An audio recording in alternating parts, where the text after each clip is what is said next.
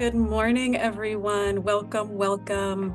My name is Joanna Jackson. I'm interim president and CEO at the Weingart Foundation. And I want to thank you for joining us for what I know is going to be a really dynamic conversation with this powerful group of women leaders, all women of color that are on the front lines of the movement for social justice. I want to thank each of you, Chrissy Castro from California Native Vote Project, Connie Chung Jo from Asian Americans Advancing Justice, Southern California, Angelica Salas from CHIRLA, Dr. Tori Wieston-Surden from Youth Mentoring Action Network, for giving your time and sharing your critical voice and perspective on your work, and also how philanthropy can and really should be showing up and working with you.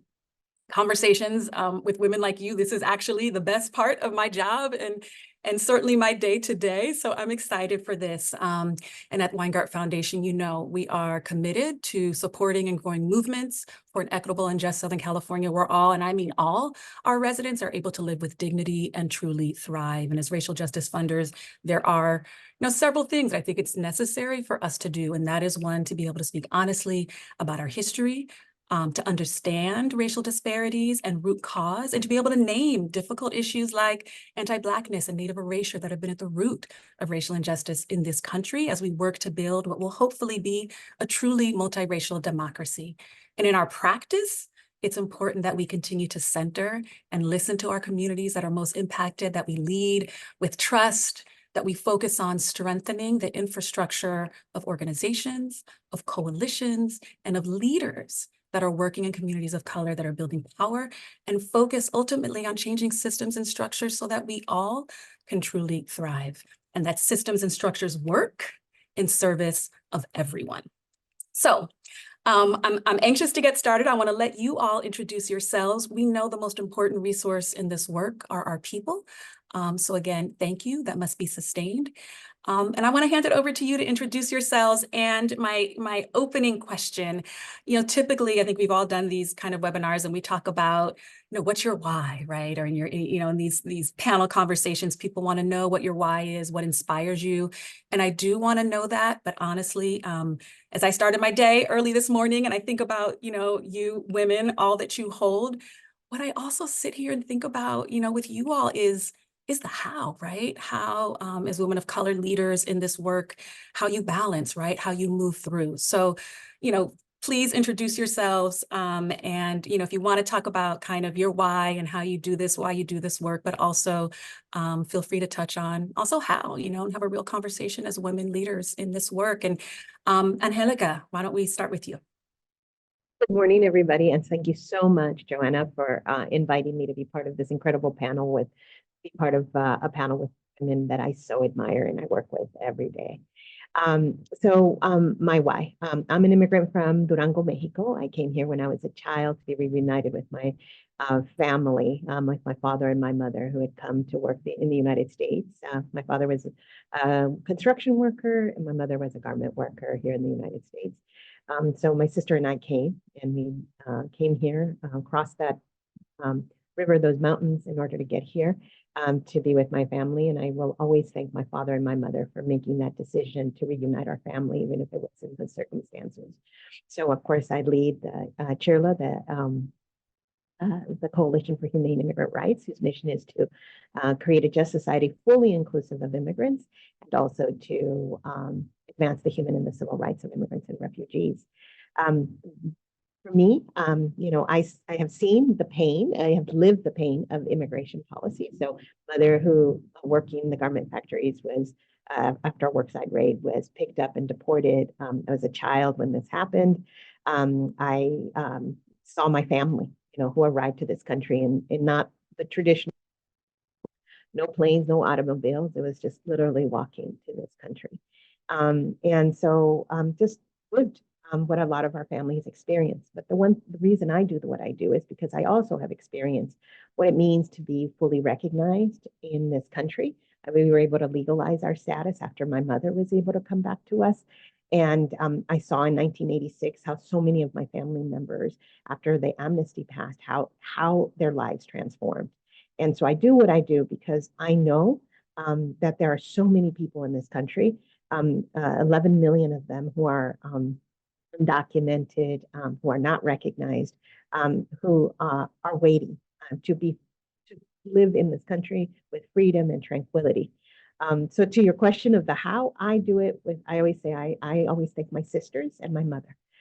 I could not have raised my two kids without them in order for me to travel and do the work. But I also thank my husband, who really believed in has always believed in my leadership, who also stood by me and stands by me in order for me to do the work. And then, of course, I'm surrounded by a lot of colleagues, a lot of women colleagues who stand with me every day, who are part of this work. So thank you again for inviting me.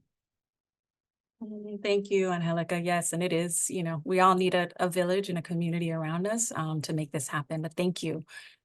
Chrissy, how about you? Good morning.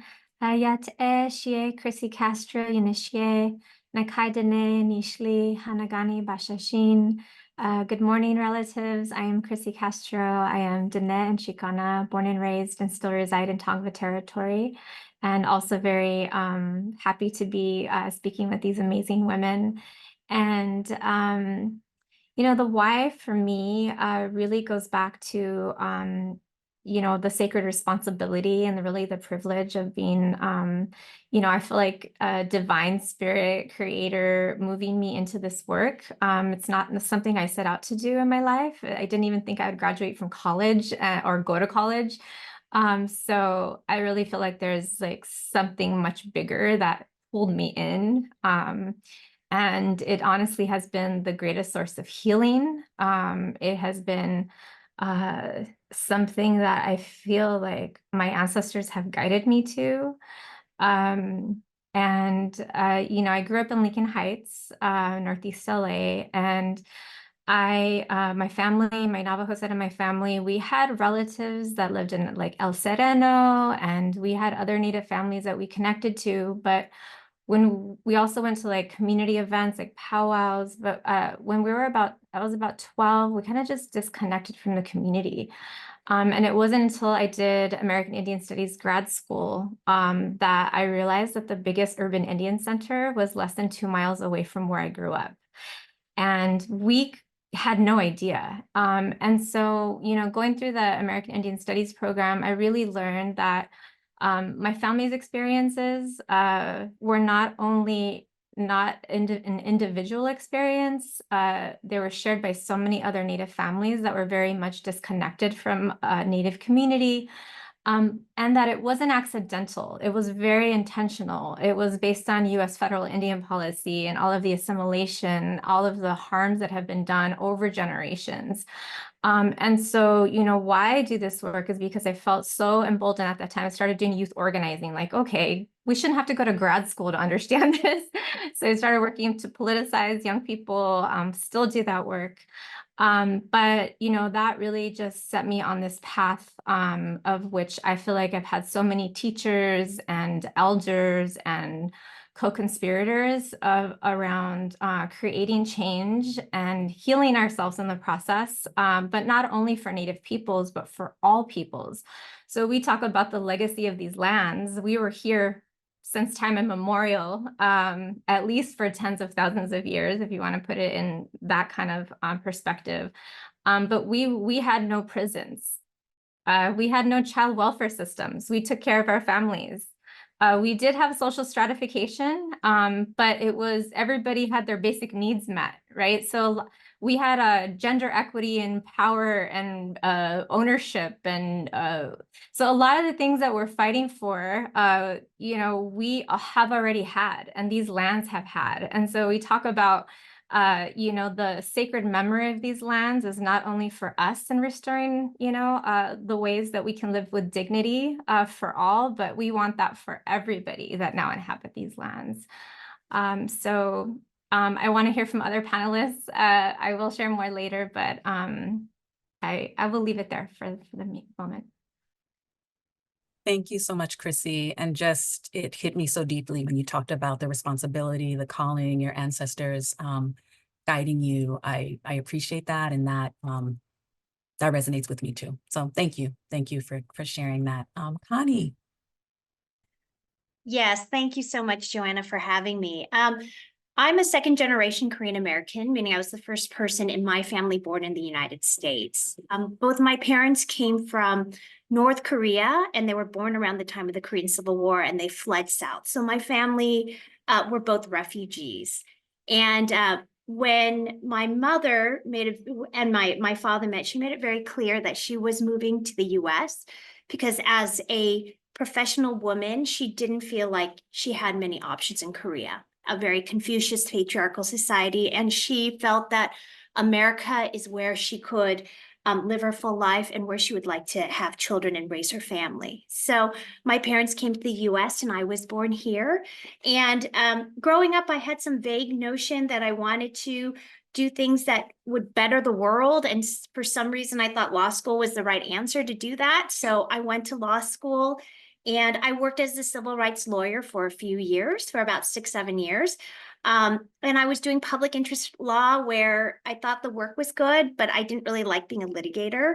And I also felt working at mainstream nonprofits that I wasn't really seen as an Asian American. And I certainly didn't see people who looked like me coming in through the doors of our organizations. So then I changed to becoming the executive director of a culturally specific organization called Korean American Family Services. And I was at KFAM for 11 years, and our focus was social services. It was not legal. And we were doing domestic violence, mental health, and child welfare. And I really loved my work. I think I really gravitated especially to the domestic violence work because I come from a family with 3 generations of domestic violence. And I think I really felt that that was the place for me. And it wasn't until COVID hit in 2020 and I was being asked to take over at Asian Americans Advancing Justice and consider taking the role of CEO. And I resisted for quite some time. But when we had the rise in anti-Asian hate, and then followed with the murder of George Floyd and through the Black Lives Matter movement, this public reckoning around systemic racism in our country and anti-Blackness, it felt like the right time to go back into a role of civil rights. And I've shared that, I thought about when my kids get to this chapter in the US history book about the pandemic, they're going to learn about anti-Asian hate. They're going to learn about Black Lives Matter. It's going to be in every US history book moving forward for our children and future generations. And when they ask what it was like to live through that, kind of the way I imagined when I was learning about the 1960s civil rights movement, what was it like to be a part of that? And I had no reference because my family were immigrants. But I know I will be here when people ask me that question. And it was important for me to be able to say that I was doing something to contribute towards it. So that's my why of why I'm in the role. In terms of the how, I credit it to having my parents' incredible immigrant work ethic, that, life is a hustle, man, when you're a professional working mom. But I think it's that kind of grit and determination that you have to survive. And my parents they worked all the time and they taught me what that was like. And I think I've just kind of tried to develop the hustle from them, and that kind of keeps me going. Thank you so much, Connie. There was a lot of shaking heads on that and thinking about this moment in history in the history books. I sure hope it better be in the history books. We're going to have to ensure that. But thank you. All right, Dr. Torrey. Good morning, everyone, and thank you. I'm already so humbled to be just listening to these really brilliant and dope women on this panel. Excited to be here. Dr. Torrey Wieston-Surdin, Chief Visionary Officer of the Youth Mentoring Action Network. We're a youth power building organization, and we utilize mentoring, wellness, and education to do a lot of that work. And my why is really similar to my how, which is community. I wholeheartedly sort of affirm with what Angelica said and Angelica said about your community surrounding you, right? The reason I do this work is because I had a holy trinity among others in my community: my mother, my grandmother, my aunt, 3 powerful, strong Black women who raised me to love and to care, to think about community, to think about collaboration, to think about voice and power and all of those things. My grandmother especially was really big on affirming my voice as a young person and helping me recognize and tap into my power as a young person. And that's the reason why I ended up doing my work in terms of being an elder that young folks could not just work with, but that young folks could see as a possibility model, that young folks could see as a partner and a co-conspirator as they work to do a lot of the change making in our society. I think right now in particular, but also historically, young folks have been at the very forefront of movements and of holding us accountable to, you know, the fullest extent of our of our humanity. And so my why is about, you know, just sort of channeling the community, the support, the power and affirmation that I received from my elders, and then providing that for young people, right? So that they could see the best of themselves, but also so that they could continue to do their really important work of making us all better, right? And the how, again, is similar, that, you know, having that community, having folks to tap into, having folks to support, having folks to love and hold me accountable to be my best self. I think also right now, though, just moving with so much more intentionality. You know, not that my work hasn't been intentional in the past, but now even more so because of the sense of urgency, I think around all of our work, there's just a level of intentionality that we all have to move with as leaders. So a lot of that intentionality is going into my how. And also dreaming is a big part of the how right now. Recognizing that we've been so embroiled and sort of overwhelmed, and I think on some level blinded by just consistently being in the fight. And like I asked my young organizers, you know, what happens if we win tomorrow? You know, what are we going to do? And so I think a big part of my how right now is just taking time and space to dream up possibilities of like what's next. So yeah, that's my why, a little bit about my how, and again, just very humbled and very thankful to be on this panel with you all. Thank you so much, Dr. Tori. I mean, that making the space for dreaming, you know, we are trying to, and I think about, you know, my ancestors, part of what always inspires and grounds me is knowing that they dare dream of a world they knew they might not ever see, right? And kept going. And so I appreciate you putting that out there. And gosh, there are a couple of pieces I want to pick up on from what you just said about, you know, making space and community. But actually, I want to keep going since you talked about, and I'm sure just so present for all of us right now. I want to jump to the question around youth organizing and young people, right? Because literally, right, it is young people are leading protests on the front page of our papers across this country, as they always have, right? But at a moment where we also see our institutions, our systems leaders not knowing how to respond, right? Struggling. What does philanthropy need to know about the importance of supporting youth organizing and young people in movements and driving change? And so I know for Iman, Tori, you just said, right, you work in a youth-centered power building organization that is the work, but same Chirla, Advancing Justice SoCal, California Native Vote Project, you all were a part of our the Foundation's Youth Organizing Capacity Building Initiative. So I know you all are like deeply in this work.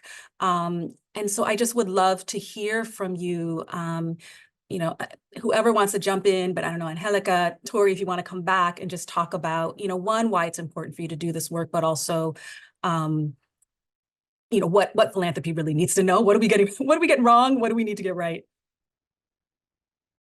I'll chime in. So Chirla began doing its youth work and its organizing of young people in the late 90s. I remember sitting around the table looking at who was at the table. I was a very young person at that time. I became the executive director when I was 28 years old. But I'd started 24 as a volunteer.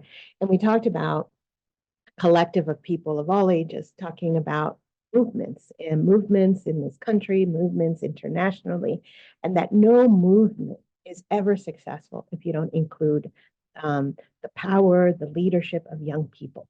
And so this organization made a decision to invest significant resources towards the organizing of immigrant youth, undocumented immigrant youth, or youth who are the children of the undocumented or of immigrant families. We talked about mixed status households. So we began working in high schools. creating leadership clubs at the high schools throughout Los Angeles in order for our young people to have a space that was safe, but where they could also connect on their identity as the children of immigrants or as immigrants themselves, especially if they were undocumented. We also believe that investing in young people was a way by which to honor parents who came to this country thinking about how the lives of their children could be so different from their own economically, culturally, politically, in so many ways. So we began to organize around two main points, which was educational access. At that point, undocumented youth could not have access to higher education for various changes in the laws in the mid 90s. And then we began to organize young people called that club, their group, Wise Up, which is still the same name that we have today for our high school clubs and organizing. And so we're in 16 high schools throughout Los Angeles, working with young people to create core leaders. And I always say to our young people, you are not the leaders of the future. Your leadership is needed today. Your vision, your experience. You need to see the work through your eyes and through your experience, and also create the work through your lens in terms of what is possible in your vision. So began that work. I worked with those young people to fight for in-state tuition and other educational access that is still relevant to this very day, considering that every year we have about 27,000 high school students who graduate who graduate as seniors who are undocumented in the state of California, and they don't have, there's just limited access. But with those same young people, in 2003, we created the California Dream Network. The California Dream Network was composed of those same young people who fought for educational access and then went on to college. We're right now in 33 college campuses across the state of California, and those young people also form clubs. They have together over the years won beyond in-state tuition, the California Dream Act, which allows undocumented youth to have access to financial aid, one of the only states that does that, fought to have an investment, first passed the law and then the investment for California Dream Resource Centers in all the different Cal States and UCs, the public universities. Now we have them in the community colleges. They also fought for dream loans, for the ability to be representatives of their college campuses, even if they were undocumented. And just this year, they passed AB 278, which makes it now the law states that we can have Dream Resource Centers in every single high school across the state of California, where young people, again, can have access to leadership, but also access to information about how they can go on to college. And those same young people have will start the first pilot Dream Resource Centers here in the Los Angeles Unified School District at Bernstein High, at Van Nuys High, and at Belmont High. And so that's the power of these young people. And the last thing, it's a pipeline to leadership for this organization. My young people who were part of our Wise Up program are now my director of marketing and public relations. They are the director of my organizing department. They are the director of our civic engagement. They are managers, they are leaders in this organization as well, and in other organizations. So I think that's the other thing that I think is so amazing, is just to see this leadership of young people. We invested in them and they're going back, and they are in every place. And then the last thing is, and their parents feel that at the end of the day, this organization really saw their hope for their children and really put real energy and time into developing their leadership and their opportunities. Thank you so much, Angelica. That is part of the why we thought it was important and continue to invest deeply, right? We know what it means for young people, the role they play in advancing movements, but also the positive impact it has on them, on their families, on their communities when it comes to civic engagement. And it's about the leadership pipeline. So thank you. I don't know if Tori, you were going to jump in, and also want to think, any thoughts on philanthropy institutions, how we show up in support of this work? Yeah, I'll just say a couple things about our work at Iman. Just in the way of what I mentioned earlier in terms of not just supporting the organizing in terms of infrastructure and all of those things, but also supporting the organizing in terms of space and in terms of opportunities for rest and dreaming, right? So just bringing that dreaming back as well. I mean, we've been really in deep conversation with young organizers about what do we need outside of, you know, just spaces to organize, infrastructure and all of those things. And a lot of it has been about them being able to check out of the fight from time to time, right? And have opportunities to rest, regenerate, dream, right? And that's been an important part of our work too, is saying, we know the young folks are carrying a lot of this, doing a lot of this labor on our behalf, on the rest of society's behalf. And so one of our responsibilities as elders is to also provide respite and space so young folks can tap out of that fight from time to time to be able to rest and recover, and obviously be able to go back. I will say that in terms of philanthropy, we got a lot of work to do, right? In philanthropy. I think in terms of boldness, there's sort of a lack of boldness and courage when it comes to funding some of these fights that I think philanthropy really needs to revisit their values, right, around some of this. I'm thinking really particularly about the encampments that are happening around the country at universities. And one of my immediate thoughts was, you know, how much is philanthropy giving to some of these institutions? And should that be revisited, given the response that these institutions are having to young folks and their real freedom of a voice, their freedom of opinion, dissent, and all of those different things. So I've been thinking about not just the investment, definitely the investment in young folks in those movements and helping them organize, but also a little bit of divesting too, right? You know, philanthropy gives a considerable amount of money to a lot of these institutions. And I think that those conversations need to be had about maybe definitely holding these institutions accountable to what they say they are doing in terms of their mission, in terms of their work around educating our young folks. So I did want to just throw that out there in terms of some of the things that philanthropy can do and should be thinking about. Thank you so much, Joy. I mean, that's real. That's real, and we need to hear it. And that's, you know, part of the conversation we need to have. And yes, where are our priorities? Where are we investing our resources? And I'll just say, you know, you all have created and established a beautiful space, right? A beautiful space for young people. But that takes investment too, right? And not easy. And I know that that's we have to be willing to do that too, right? Create the spaces that are going to be safe and welcoming and beautiful for our communities and our young people, and be willing to invest in that. So thank you. I don't know if anyone else want to jump in, Chrissy, Connie, on this one. Sure.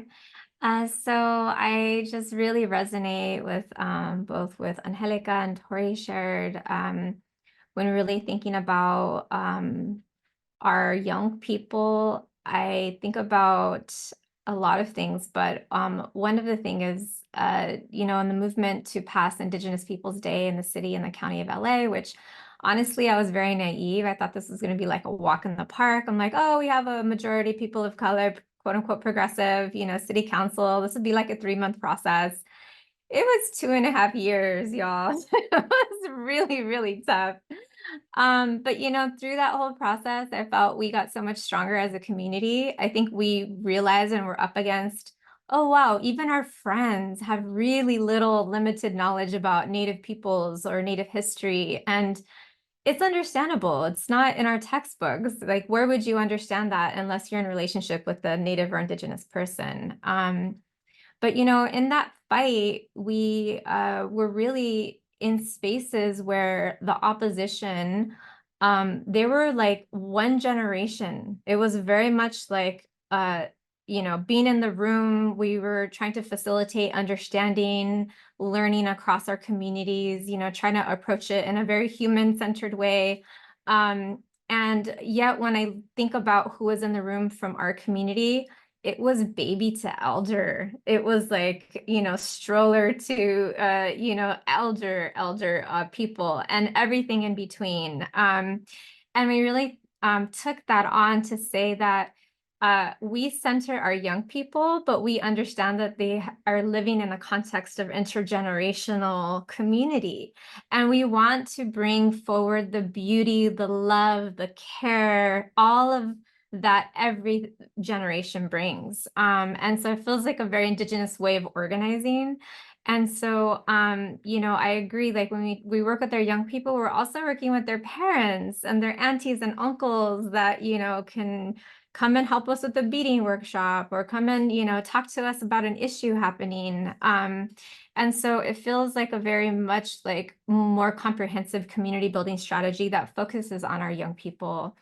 I would also say that for us, you know, in talking about this word power and power building, it's an open conversation for our community. And so when we think about power building, I would invite philanthropy to be willing to learn and expand its definition of what power building is, because for many of our communities, it's about you know, returning to our sacred languages and returning to making sure that we are continuing our culture. It's about, you know, making sure that our lands and our waters are protected. And those things don't necessarily come top of mind. I think when we talk to our community about the word powers, we have to do a lot of work there with folks to say that it's basically our ability to be self-determined, to live the lives that we want to live. And that might look differently from community to community. And so I think an expansive view on what that really means is really important. And the last thing that I'll say is that although we're the California Native Vote Project, when I think about democracy, I think about a much more expansive definition of what that is. I think about the way that we are organized in community. I think of a 100-year time horizon about what we want to see collectively into our futures. I personally don't think about election cycles. Yes, we do engage in the election cycles, but these are points of time in a much broader, more expansive arc of what we are trying to do collectively. And I will also say that, you know, I do have lots of relationships with other Native communities across the country. And I will say that I do feel like in Southern California, we do have a sweet spot of, you know, I have such good relationships with philanthropic partners. I feel like very different than what I hear in some other geographies and that, and maybe I'm just lucky with who our funders are, but I feel completely trusted. I feel like people come to us with an open heart and wanting to learn. I feel like people are not condescending or paternalistic, like they really value the strategy and you know, believe in the vision and how we're choosing to get there. I feel like they're celebrating. What I will say is that I think we need to expand that circle, right? So this is how I am feeling, because I do have relationships in philanthropy. There's a lot of other Native-led organizations and others that also need that kind of support and investment. So it's really about expanding that circle. You know, unfortunately, philanthropy still for Native-led institutions is at about, you know, 0.03% of funding goes to Native-led organizations, whereas we're 3.5% of the population, both nationally and in California.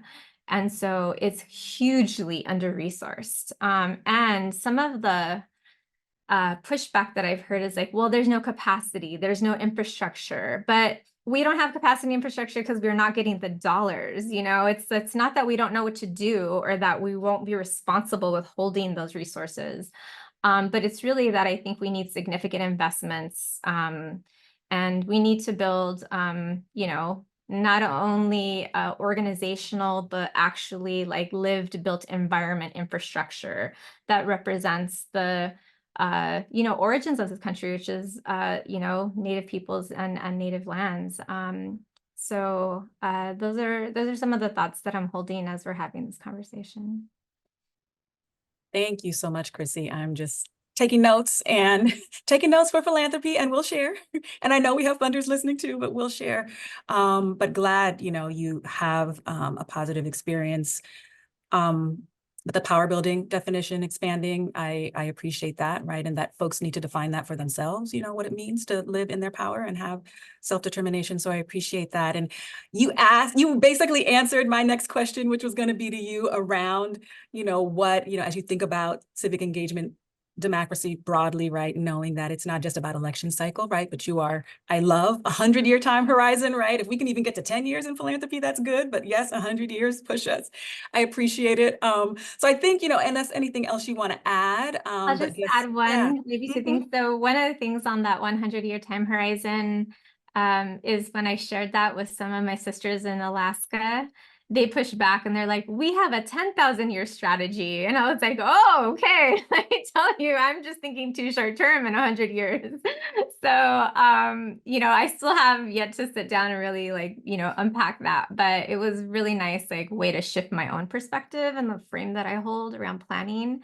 But the other thing that I will say is that we really need C4 dollars. And so I do believe that philanthropy could and should really think about how they can better resource a complement of tax strategies to create community change. And in California, I don't know if there's private donors that are listening, but obviously we also need political PAC dollars, and those things are hard to fundraise for and really build out infrastructure for. So I think on the note of what philanthropy can do more of, be more bold about. Those are some of the areas that I would invite folks in to think about how they can stretch their imagination of what's possible within their foundation. Thank you, Chrissy. And the C4, we are hearing that a lot. And philanthropy needs to know we can do it, right? I mean, it is a little extra work on our end, but that's it's not a barrier, right? It can be done. So I appreciate that. Okay, so I'm looking at the time. These are going to be my last two questions because I know we have some questions coming in from the audience, so I want to be able to get to those too. But Connie, so as I wind down, bringing it back to you, and your leadership, this work really for all of you, as you all opened up, is incredibly personal, right? And this is difficult work. We're talking about systems, structural change, long, centuries long work, maybe that we're in. So I just, I want to hear a little bit about what inspires you in this work. And I know, Connie, there is, I think both Angelica and Tori talked about community. What inspires you? What are some things that you're involved in? I don't know if you want to talk about Sisterhood Trust, but would love to just hear about, what inspires you and kind of how you get through and what excites you, right, about the work. Yeah, thank you. And thank you for bringing up the Sisterhood Trust, because that is something that actually really excites me in my work that I do. The Sisterhood Trust is it's a coalition of women of color leaders from 6 social justice organizations in Los Angeles. It's AJ SoCal, Khmer Girls in Action, Trans Latina Coalition, Community Coalition, Brotherhood Crusade, and Carecen. And it's the top women executives from each of those organizations, plus 2 additional mid-level manager women who are mentees that we're trying to build the pipeline for leadership for them. And we started meeting we're in year 3. So back in 2022 or 2021, because AJ SoCal had received an influx of funding after the Atlanta massacres and because of the rise in anti-Asian hate. And we committed to doing more interracial coalition building. And what I found was there were lots of spaces for racial justice work that I was being introduced to and invited in my new role, but they didn't really feel all that comfortable, authentic to me. And I think because I had come from a gender-based violence work for 11 years, where we were creating space for women leaders, but we were trying to make it more inclusive of communities of color. I was now in the reverse situation where I was in spaces where everyone was advocating for communities of color, but no one was doing it at the intersection of gender and really thinking about women's needs as well. So I know my people that I'm most comfortable with are other women of color. So we created this group with folks like Cherise Bremond and Aurea Montes Rodriguez and Bam de Salcedo, and created a space for us as women of color leaders. And, I was talking to the other members. We had every single one of our organizations, those leaders come to every single one of our retreats. And these are 2-day retreats. People have to really schedule around it to make it work with everyone's busy schedules, but it's a safe space for us. And what it's centralized is in the idea of care for one another and care for ourselves, because I think that's sort of against the nature of what women of color are expected to do in our roles. We're expected to take care of our families, our communities, and our organizations, and to say, no, let's take care of ourselves first, felt a little bit radical, I think, in our system. And so, Joanna, that's why I asked you if you could hold a funders briefing for us later this month, because what we found is that we would pitch our group to different funders as we need more additional funding to sustain it. And they're saying, okay, well, what's your curriculum? What's your professional leadership program? And we said, we don't have one. Ours is about just taking care of one another. We want to sustain ourselves. We want to take care of our health, and we want to promote our second bench. And we were getting pulled to think about programs. And what we realized is just taking care of ourselves is itself a radical idea in a structure that is not intended for women of color to be in executive positions and to be leaders. We're prioritizing ourselves and saying, this is the stance that we want to take. This is our priority. And we're going to, and through your help, Joanna, we're going to ask funders and say, you should invest in us for what we are, what we need as we define it, not what you as philanthropy defines it for us.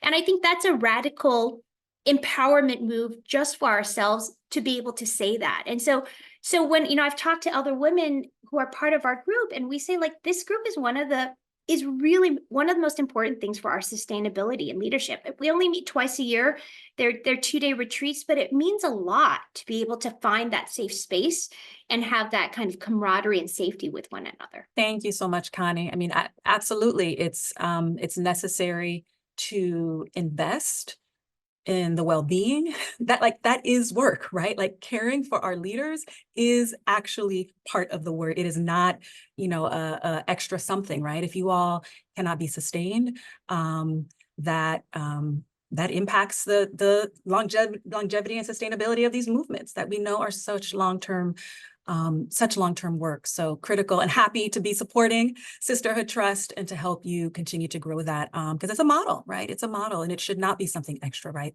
It should be a part of the work, and sound radical as it may. We know the Audre Lorde quote, but it shouldn't be, right? This is caring for ourselves should just be how we do this work. So I want to, we have some questions coming in, and I'll save my last question as a closeout for you all, but kind of a little on this line, Connie, question for everyone. How do you stay hopeful as you face challenges like, for instance, the lack of action on immigration reform or other issues? How do you stay hopeful? Since it's immigration, everybody always asks this because it's like whole thing. I just come to this work with so much love and joy because I receive so much love and joy. I work, I think the power of working with a mass membership organization is that I interface with so many leaders who, grassroots leaders, who are living their lives in this system, and they find opportunity to celebrate, to be part of community, to uplift their families, to have hope. And it is about, and I'm so proud of the work you're doing, Connie. I mean, just to hear you say what you're doing is so important because it's about bringing ourselves together, to really, to be together, to connect with that hope. And really it's so important. And also to see things that we have achieved together. And so it's to move and advance the work together and to see sort of the seeds we planted suddenly bloom, and they bloom in people's lives, and their lives are better. And so that just is so, to me, it keeps me happy. It keeps me getting up in the morning and saying, what are we going to do? And what are we going to do together? And I see, so, this weekend, we were out in Lake Los Angeles, out in the Antelope Valley. A lot of folks don't even know that there is a Lake Los Angeles. Los Angeles is a community where a lot of Latino and immigrant families have gravitated to, and they have a big charreada, which is a big, just celebration, sort of a Cinco de Mayo parade.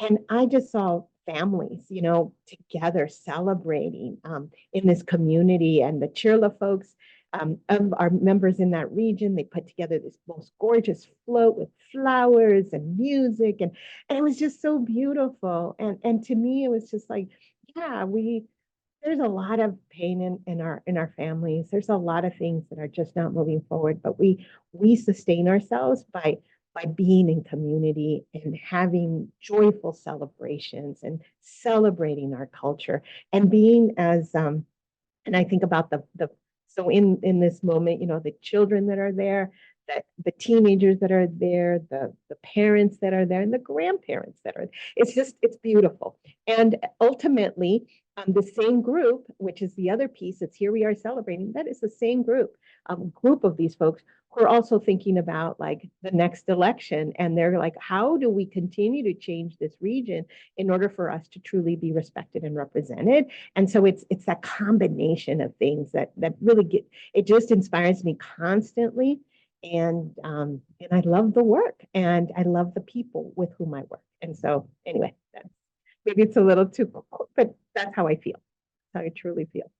I can love build it. on Go, that Christy. if that's okay. Because I'm inspired by your joy, Angelica, and I couldn't agree more. I have really been influenced by the work of Adrienne Marie Brown and reading Pleasure Activism. And there was at a young point in my life, I thought it was unprofessional to show some other aspects of myself that like my dad's musician, he's a drummer. I grew up with live music. I grew up with them practicing in the basement, as well as all my uncles. Like every night there was a band playing in my house. So I gravitate to live music and I like to dance. And, those moments of joy I realize are not something I need to like push away for community to actually see. But, her book honestly inspired me in such a profound way to really recognize that I have to actually show that model and example of this is how I sustain myself out of like this joy. It's a newfound thing, but I love cooking. I love having people over. I love feeding people. So, if we can't show what this kind of liberated, experience would be around joy, then what are we fighting for? And so the more joy that we can feel, the more joy you can integrate into the ways that we organize and build community, the stronger that our movement will be. And I think young people really teach us that as well. Like they were doing political education, but they also want to go hiking, or they want to like, go have fun and have, times for play and rest. And so it's like bringing our full humanity into our organizing work, I think, is the only way we're going to continue to persevere over generations. And so I couldn't agree with you more, Angelica. Oh my gosh, Chrissy, I love that. Like, if we can't do it, what are we fighting for, right? And to have that sort of liberated model of leadership. And I try to hold on to that too, right? Fighting to show up authentically. If I can't do that, how we have hope, in the future, if I can't come as my full self to this work and bring joy. So I love that, Chrissy. I want to hear from everybody. Connie, did you just unmute? Yeah. Yes, thank you. I just wanted to jump in that for me, when I think about why do I do the work that I do, it's the privilege of having an impact on the communities we serve. I don't make as much money as I could in the private sector. I might be able to change laws and have some power if I were an elected official. But in nonprofit, we have the privilege, and our currency is community impact. I get to see directly the impact that I'm having on the community that I want to serve. And the thing is, we have the most impact at the darkest of times, right? When things are going bad for our communities is when our organizations rise up to that challenge and actually have to have the most impact. So I think about some of the hardest moments since I've been in this job were, the Monterey Park Lunar New Year shootings last year, or during the rise in anti-Asian hate in 2020 and 2021. That was a time that was the most difficult and the most, I would say, burnout, because everyone in our organization was so tired and we were so traumatized, and we had some really close impact. Yet at the same time, those are the moments that I'm most proud of, to be part of this organization, that we could have that direct impact on our community members. And so I think it kind of goes hand in hand, that sometimes it's the hardest time and the moments of despair in our environment are also the opportunities to have the most reward in the work we do. Thank you. Thank you for that reminder, Connie. Tori, did you want to add anything to kind of staying hopeful? I'm just so hyped by all the answers already. I'm just over here shaking, nodding my head. I think for me, it's just watching young folks stand in their power, right? Watching young folks not be intimidated, being resilient, standing up for what they believe in, knowing that they have, sort of a claim to legacy on some level, like being able to like really chart a destination and a path for the rest of us. I had an opportunity to talk to a couple of my students who were in the UCLA camp, and they said it was beautiful. As much as trauma as they experienced with the violence against them, they were expressing how beautiful it was to be in a space where there was community care and political education, but provided by community outside of the institution, right? So like watching them sort of stand in that power, but also watching them literally reimagine how systems could exist, right? Like, what does education look like if we do it for ourselves, right? And we don't depend on an institution. What does it look like if we care for ourselves within this camp and we don't depend on institutions, right? What does it look like? And so just, sort of watching them stand in that and watching them sort of, again, model that for the rest of us keeps me hopeful. Thank you. So there were more questions, and I'm looking at the time, and I want to give you all like one last chance to, maybe give a closing message that can be around. For me, the question is always going to be, of course, what do you want to say to philanthropy, specifically around, supporting movement work, or I should say specifically broadly around work, but specifically when it comes to, supporting Black, Native, women of color leaders in this work. There was a question that came in about whether foundations were having conversations about funding rest and dreaming. And so, yes, Sisterhood Trust was one example of that. We do some work with CCF for immigrant serving organizations as well around supporting healing and wellness. But so anyway, I don't know if you want to wrap it up, kind of thinking you can touch on that, or just message to philanthropy in general, about sustaining you all in this important work. Whoever wants to jump in first, got about a minute for each of you. I'll try to be real quick. Two things that I want to sort of say to philanthropy. One is it's time to double down. There was a lot of rhetoric around funding equity and justice and Black-led orgs and BIPOC-led orgs and all of those things after the murder of George Floyd. And now those things are sort of becoming, they're sort of, these promises are being unraveled, right? Folks are more afraid to talk about DEI and all of those things. I think philanthropy has to double down. This is time to show that what you said, you meant, right? And that you're not going to sort of go to the next trend, but you're going to stay focused and stay on this path. And I would say the other suggestion I want to make to philanthropy is just to take more risk. Right? Philanthropy tends to be really risk averse. I think if we are going to talk about funding things like dreams, you have to be less risk averse, right? Every dream that folks come up with and really try to figure out if it works or not is not going to be the best success. Like the whole point of investing and things like this is that there's an opportunity to get to whatever the answer is, right? And that doesn't happen without taking some risk and funding some dreams. So I would say to philanthropy to be less risk averse and start really, again, doubling down, but also start funding things that might be out of the ordinary, might be bigger, might be, grander in terms of dreams. But going ahead and taking that risk anyway. Thank you, Tori. Angelica. Yeah, what I would just say, agree with you, Tori, 100%. I would just add that you're investing in people, in leaders, and not just the executive leaders, but those who are leading programs and then leadership pipelines. That is the most important contribution to social justice. It's about people who are committed in their communities through nonprofit organizations, through other means of organizing in order to make a difference, whose lived experience, whose vision, their hopefulness is guiding us. And lots of times we talk about the history of this country, a lot about all the horrible things that have happened, but the history of this country is about people who stood up together, who keep standing up together, and to really realize those values, those things on paper that are supposed to be about liberty and life and happiness and make it real in people's lives. So for me, it's about when funders are advancing their work, it's like, how is this building more leadership and more leaders in this movement? So it's not just the programmatic, sort of the programmatic outcomes matter and delivery of service, but how is this actually building out stronger, leaderful movement that can actually make a huge difference, and who has demonstrated over time that they have actually changed things, changed laws, changed opportunity. And so I that's the only thing I'll say. Thank you so much, Angelica. Connie.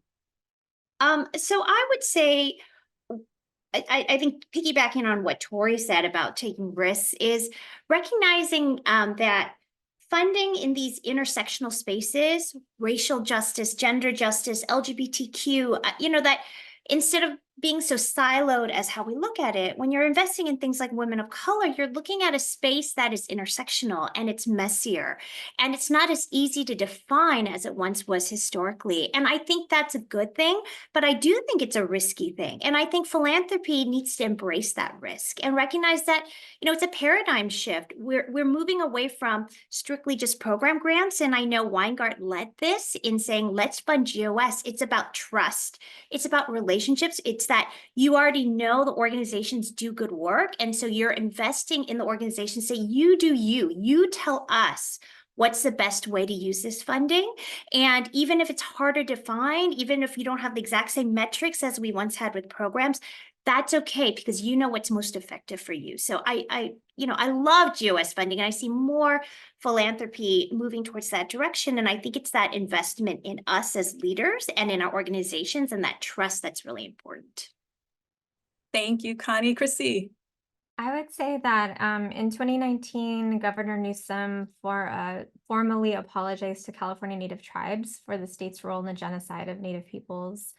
There's since been a process to consider what needs to happen around that reckoning. The report will be out in 2025.